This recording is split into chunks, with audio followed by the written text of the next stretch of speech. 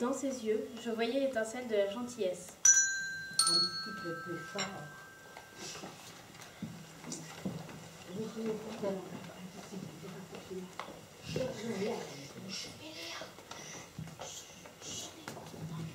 Bonjour Madame Gauthier. Bonjour. Bonjour, qu'est-ce que je fais là, s'il vous plaît? C'est que vous êtes un petit peu trop âgée pour rester seule chez vous. Vos enfants vous ont réservé une place ici, à l'EHPAD. Mais j'ai vécu 60 ans chez moi et jamais rien de grave ne m'est arrivé. Oh, vous savez, plus on vieillit, plus il y a de dangers. Mais ici, je vais m'ennuyer et cet endroit n'est d'ailleurs pas très beau. Je ne dis pas que vous allez aimer tout de suite, mais vous verrez, ici on a des fleurs et des jeux de société. Bon, allez, montrez-moi ma chambre. Allez, venez, vous allez vous faire des amis. Oh, comme elle est vide, cette peinture grise. Je n'aime pas le gris. Aucun meuble. Vous pouvez mettre des photos sur le mur et quelques meubles aussi que vous pourrez installer. Et puis il y a des livres, un tas de livres à l'EHPAD.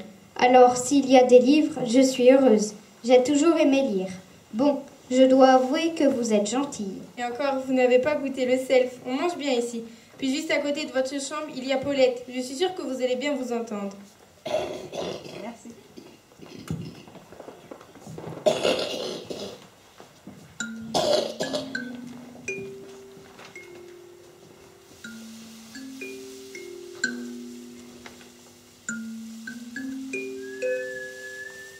Je m'appelle Jacqueline. Je suis née en 1926 dans le Loir-et-Cher. Petite, j'habitais dans une ferme, tout en haut d'un grand chemin. Une toute petite maison avec un grand jardin. Il y avait un hangar. Et derrière ce hangar, l'enclos à cochons.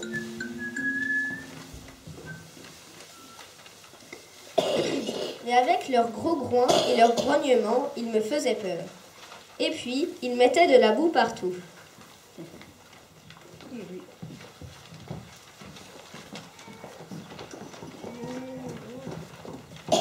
En contrebas de la maison, il y avait des prés, où mon père mettait ses chevaux. De gros chevaux de trait qu'on utilisait pour le labour.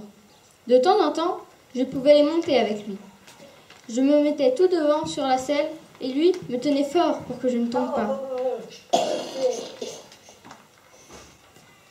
On allait même au galop, mais la selle me faisait mal aux fesses. Le cheval allait vite, mais j'étais contente. J'adorais les chevaux et je me sentais libre. Parfois aussi, on faisait des balades en calèche, plus tranquillement.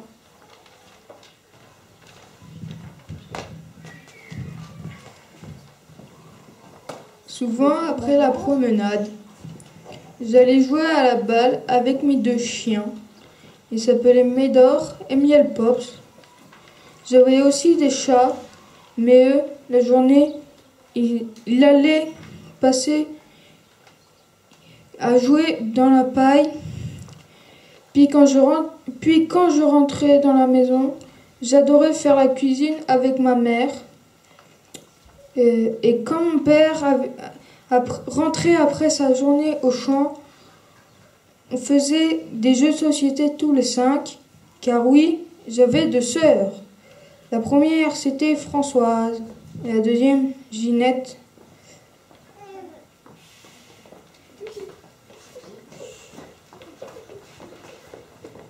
On s'amusait bien toutes les 3. On adorait faire du cheval ou des jeux.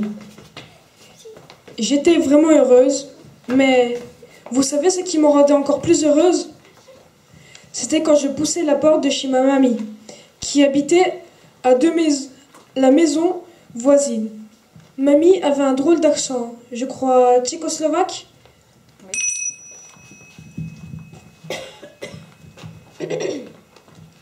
Oh, mamie, que tu sens bon la pommade à la violette. Et ton chignon, j'adore ton chignon.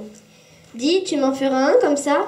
Oh, et ta jupe noire à pois blancs, comme elle est belle. Ma petite Jacqueline, tu es belle aussi, tu es adorable. Mamie, s'il te plaît, mets-moi de la crème et fais-moi un chignon. Oui, ma chérie, viens par là.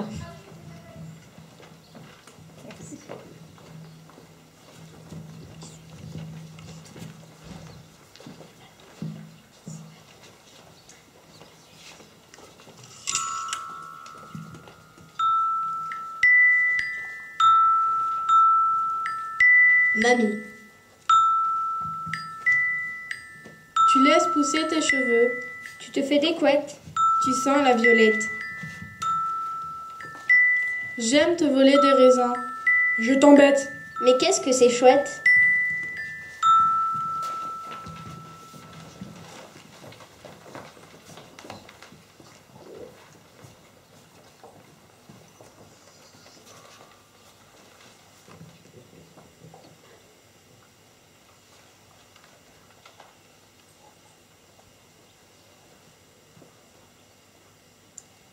Un jour, mon père est allé pêcher. C'était un dimanche et on l'a attendu toute la journée.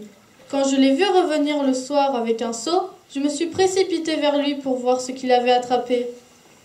Des anguilles! Elle avait bougé tellement que j'en avais froid dans le dos. On aurait dit des serpents. J'avais peur de ça.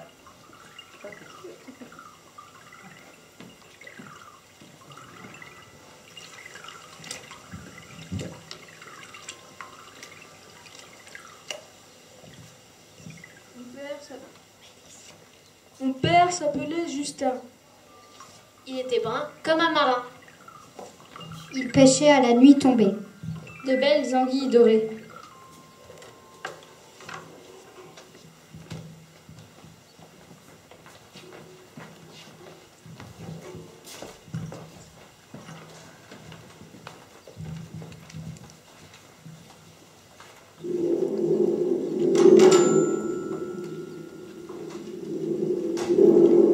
Puis, il y a eu la guerre. Les Allemands sont arrivés dans le village avec leurs véhicules blindés. Tout le monde avait peur. On s'est rassemblés sur la place du village. Guten Tag, je suis le commandant Gustav Hell. Hey, j'ai du chocolat pour vous. Du chocolat? Avec le rationnement, cela faisait des mois que j'en avais pas mangé. Toi, ma petite Kinder, viens me voir. C'est à moi qu'il parle. Non, Jacqueline, n'y va pas, c'est un piège. Mais je me suis approchée et en une fraction de seconde,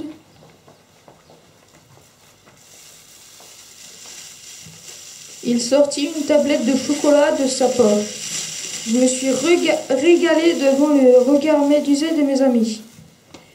Mais par la suite, les Allemands se sont faufilés dans notre village, un peu comme les anguilles. Vous vous souvenez? Ils allaient dans les maisons abandonnées. Je me souviens de la maison de mon ami Georges. Immense, avec des meubles partout. Des étages, une table à manger longue comme un couloir. Georges et sa famille étaient partis rejoindre la zone libre.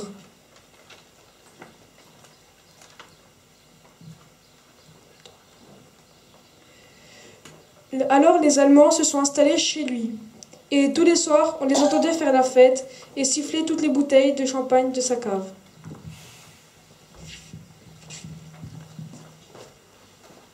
Car c'est vrai que juste à côté de chez nous, il y avait des vignes, du vin quoi. Et en septembre, du raisin à perte de vue. Alors je me levais tôt avec mes sœurs pour faire la vendange avant l'école. Sous le soleil du matin, quelle fatigue! La canicule me faisait fondre plus vite qu'un glaçon. Je transpirais comme un porc. D'ailleurs, je vous ai dit que j'en avais peur des porcs. À chaque fois que mon père m'appelait pour que j'aille aux vendanges, je poussais un soupir si profond qu'il me mettait la fessée. Et le pire, c'est que je n'avais pas le droit de manger un seul grain de raisin. Mais mes yeux pétillaient devant une grappe énorme et mes petites mains ne pouvaient attraper que 4 grains à la fois. Alors, je vous laisse imaginer la taille de la grappe. Bon, j'avoue, parfois je ne résistais pas à l'envie d'en manger, alors je m'introduisais discrètement entre les feuilles comprimées et enfin, je laissais éclater quelques grains de raisin sous la langue. Ah, le goût juteux et sucré du raisin.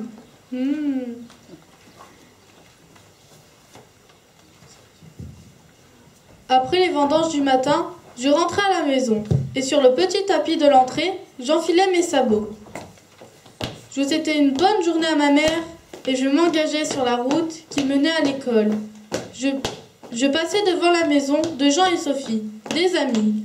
Mes sabots claquaient sur le chemin qui faisait comme des grésillements qui annonçaient mon arrivée. Et quand il faisait trop froid, l'hiver, je mettais des galoches, qui me mettaient bien au chaud. C'est épuisant, mais j'avais l'habitude. Et puis, j'aimais bien l'école. Surtout, j'adore mon institutrice, Madame Vaincre. Elle avait bien vu que j'aimais lire. Alors parfois, après l'école...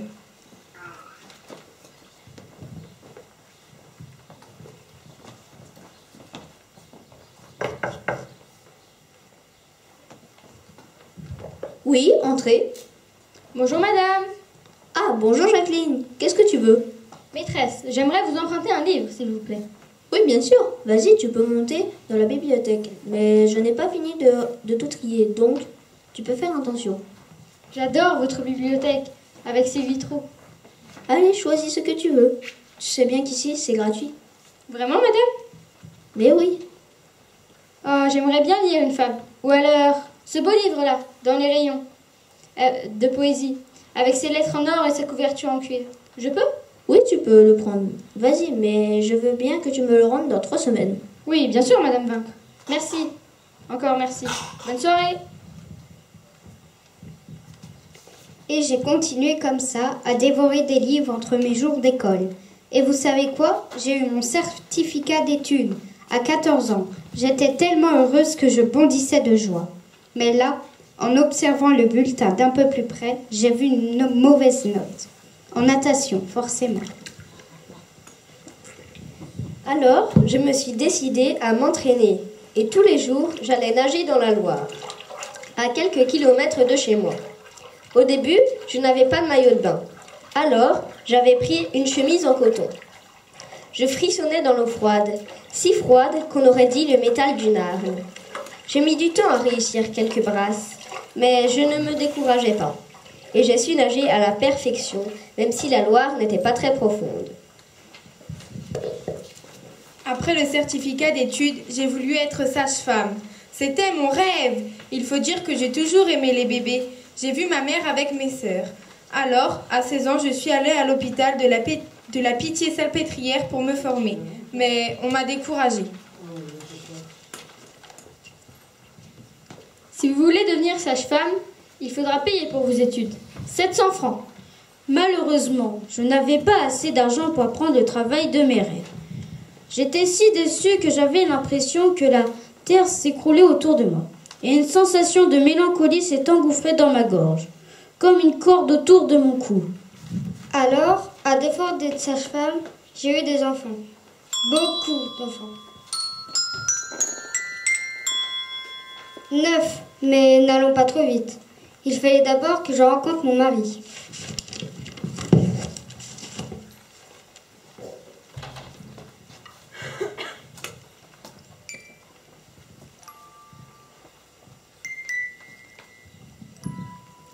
À 17 ans, je suis partie en vacances chez mon cousin Louis, à Argenteuil, près de Paris.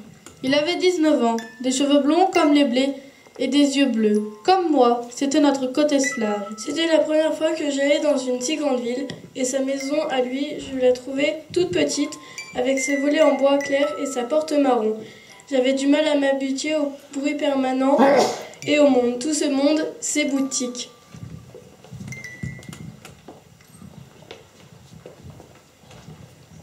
Un après-midi, à l'heure que j'étais affalée sur mon lit, mon cousin a frappé à la porte de la chambre. Jacqueline, il faut que je t'emmène à un match de basket. Tu vas adorer. Oh non, je suis si fatiguée. Allez, fais-moi plaisir. Bon, d'accord. On a des places prioritaires en plus, tu vas voir. Et pendant toute la partie, mes yeux ne quittent pas un grand jeune homme brun qui marque beaucoup de paniers, avec un air espagnol. De temps en temps, il levait les yeux pour me faire un grand sourire. Il s'intéresserait à moi? Wow, mais il me regarde. Le brun que tu fixes, Jacqueline, depuis tout à l'heure, je le connais. Il s'appelle Robert. Je te le présenterai.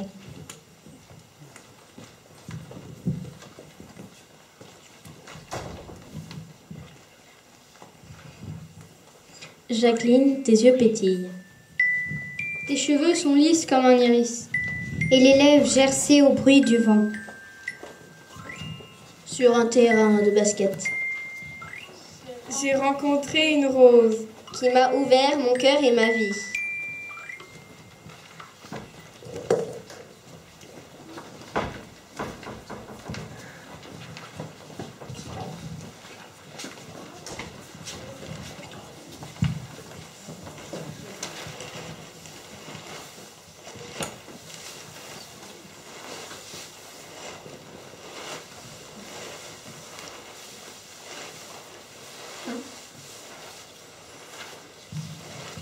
Après ma première rencontre avec Robert, il m'a donné rendez-vous pour aller faire une promenade avec lui. Je vais vous montrer un bel endroit, vous allez voir. J'étais tout excitée à l'idée de le revoir, malgré une petite appréhension. Je suis très impressionnée par votre façon de jouer au basket, Robert. J'ai adoré quand vous avez marqué le dernier panier. Et vous savez, moi aussi je suis très sportive. Ah merci Jacqueline, je ne pensais pas que cela pouvait vous intéresser. On a donc un point commun, alors qu'est-ce que vous pensez de mon petit chemin? C'est vrai que c'est beau ce petit sentier. Et l'eau du ruisseau est si limpide, ça me donne presque envie d'aller me baigner. Je pourrais vous montrer comme je sais bien nager. Ah oui, bonne idée. Après la baignade, Robert me prend les mains. Comme j'étais ravi de vous revoir Jacqueline. Merci encore d'avoir accepté mon invitation. Je dois vous avouer que je vous trouve très belle avec vos boucles de foin, vos boucles couleur de foin et vos yeux couleur mousse. Et cette robe vous va ravir. Je ne veux pas que vous repartiez chez vous. Je veux vous revoir. Moi aussi, je vous ai tout de suite remarqué sur le terrain avec vos cheveux couleur charbon qui volent au vent.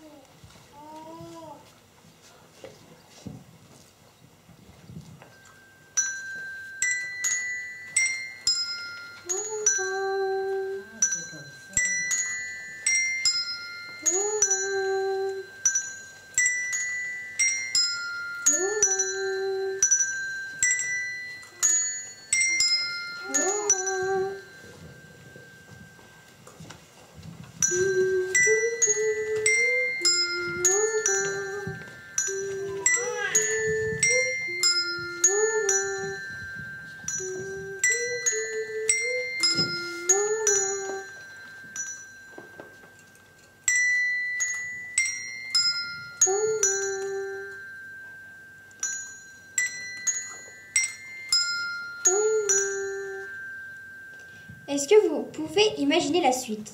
On a décidé de se marier sans tarder. C'était en 1944, un mariage pendant la guerre. C'est vraiment pas pratique. C'est simple, il y avait une pénurie de tout, et notamment une pénurie de tissu. Comment est-ce que j'allais pouvoir trouver une robe? Moi, j'étais prête à me marier de n'importe quelle couleur, mais mon père a insisté. Non, on se marie en blanc. Alors, il a donné toutes ses économies et plein de victuailles à Francine, la couturière, qui a fini par trouver une solution. Elle m'a confectionné une robe magnifique, en soie blanche avec des petits brillants. Je crois bien que j'étais la plus heureuse d'Argenteuil ce jour-là. La fête s'est déroulée dans un bel hôtel. On l'avait décoré en mettant plein de guirlandes au plafond à l'aide de grandes échelles. C'était très gai et on a même trouvé un tourne-disque pour mettre un petit peu de musique et pour danser.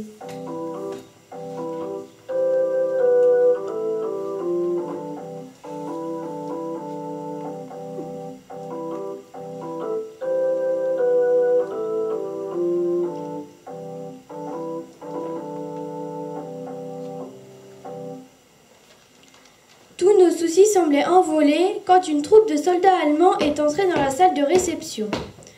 Tout le monde a fait semblant de rester naturel, de ne rien me remarquer, et l'un d'eux m'a interpellée. Madame la mariée, m'accordez-vous cette danse? Allez, vas-y Jacqueline, tu dois y aller.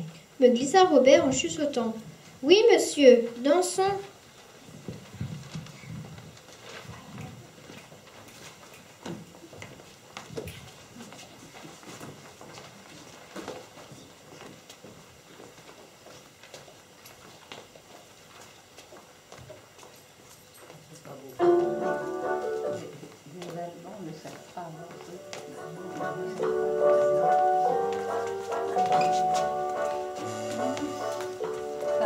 Oh, que la danse me parut longue. Je transpirais dans ma robe de soie, j'avais les mains toutes moites. En fait, j'avais peur, mais je devais danser. Et faire semblant d'être heureuse, c'était trop dangereux de refuser.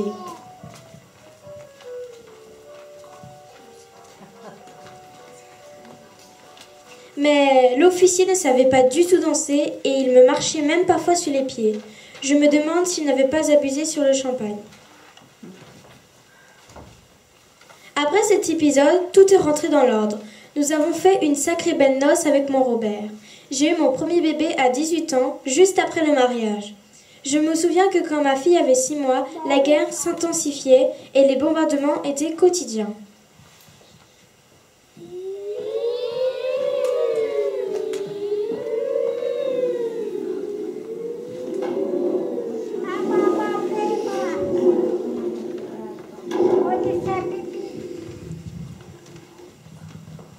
Oh mon Dieu, Robert, une alarme! Éteins vite toutes les lumières! Vite, descendons à la cave! Dépêche-toi, mon Robert, et prends bien les bouteilles d'eau et le change pour la petite. On ne sait pas combien de temps cela va durer. Oh, mon bébé, chut, ne pleure pas, tu vas nous faire repérer, je t'en prie. Fais dodo, ma chérie, chut, fais dodo.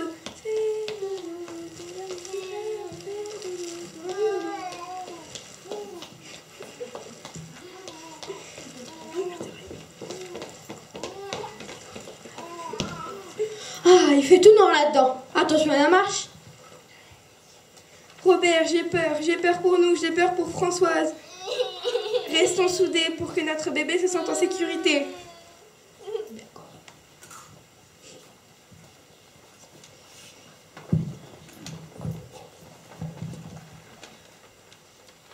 Jacqueline, elle s'est cachée Sous les pavés, avec son bébé. dans son drap brodé.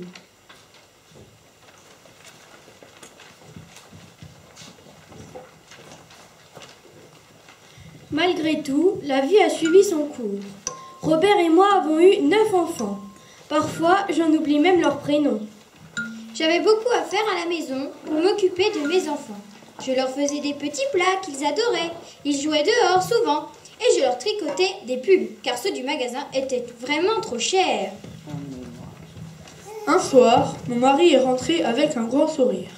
Il avait une bonne nouvelle. Il avait été embauché dans une usine de pneus à Decize. « Mais maman, c'est où Decize ?» me demandèrent mes fils aînés. Il n'avait pas envie de déménager, mais Robert a tout expliqué. Il a su être convaincant et ils ont finalement fait leur bagage. On a donc habité dans une magnifique maison avec 7 chambres à Decize. Il y avait un petit jardin et des roses. Je dois avouer que j'ai tout de suite beaucoup aimé ma nouvelle vie de famille à la campagne.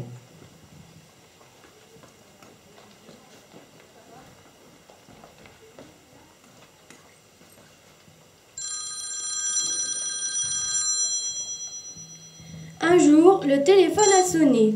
C'était ma sœur Ginette.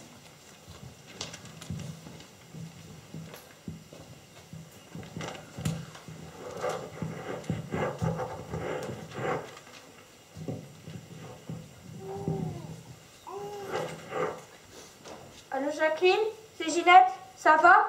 Oui, ça va et toi? Oui, très bien. Alors, j'ai une proposition à te faire.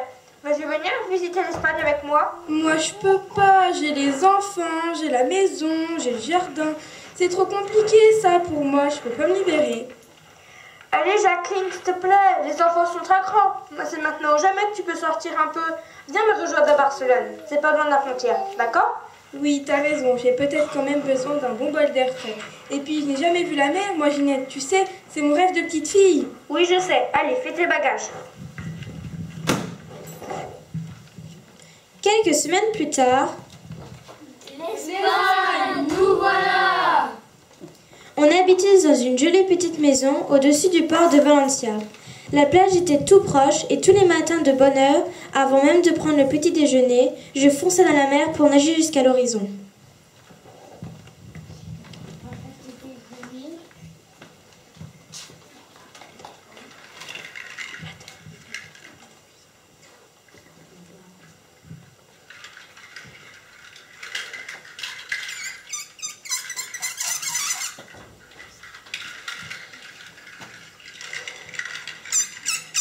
Ah, je me suis régalée au restaurant ce midi.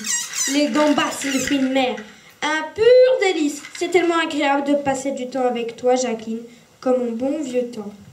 Ah, merci Ginette. Grâce à toi, j'ai enfin vu la mer et senti l'iode et goûté au parfum de la Méditerranée. Et si on faisait un petit tour dans les boutiques pour apporter un petit souvenir aux enfants et Robert? Si, señorita. Hola, señor. Oh, regarde tous les beaux fruits qu'il y a ici. Des framboises, des pêches, des melons. Bon, moi, j'aime pas trop les fruits. Mais par contre, je rapporterai bien du Ricard et des cigarettes. C'est moins cher ici. Tu changeras donc jamais. Je sais.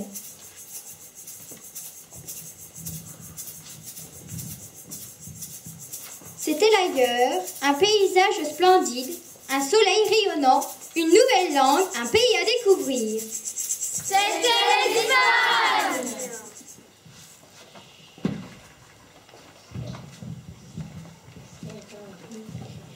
De retour à Decize, la mer me manquait tellement que je décidai d'aller à la piscine 2 fois par semaine. C'était la piscine des flots bleus. Je m'y rendais tôt le matin avec mon sac, mon chapeau et mon joli vélo rose. Je portais toujours mon maillot sur mes vêtements pour ne pas perdre de temps. Un maillot de bain, 2 pièces dont je me souviens encore. Le haut était multicolore et rayé avec des froufrous. Le bas était bleu ciel avec un petit nœud jaune de chaque côté.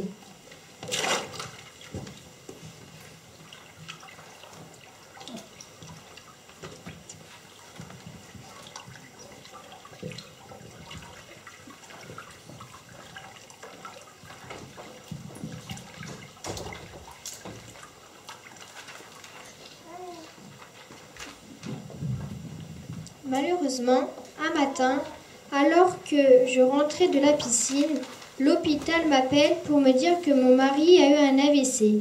Il était jeune pourtant, et depuis 30 ans, je suis veuve. Alors, il y a 4 ans, mes enfants m'ont convaincue de venir ici, de laisser ma maison de Decize avec ses jonquilles et ses roses, de laisser mes meubles et de n'apporter que mes souvenirs. Un jour, je suis repassée devant mon ancienne maison. Il n'y avait plus toutes ces fleurs d'ornement, ni tout ce que j'avais planté avant, et je ressentis une grande mélancolie. J'ai tant aimé y avoir passé 60 printemps. Heureusement, il me reste ma sœur Ginette. Elle a 90 ans, aujourd'hui donc, 7 ans de moins que moi. Elle habite dans la Drôme avec son mari. Qu'est-ce que c'est loin! Avec Ginette, on s'appelle tous les soirs, à 20h précises. Ça nous fait du bien de nous parler, comme on ne se voit pas souvent.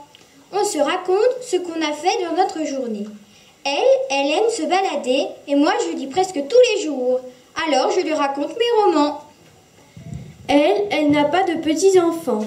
Elle doit se sentir seule par rapport à moi qui ai 11 petits-enfants et 14 arrière-petits-enfants. Il y a quelques semaines, elle est venue me voir à l'EHPAD. Il n'y avait pas son mari, donc nous étions toutes les deux comme au bon vieux temps. Comme on habite loin et qu'on n'a plus 20 ans, on ne sait pas quand on se reverra.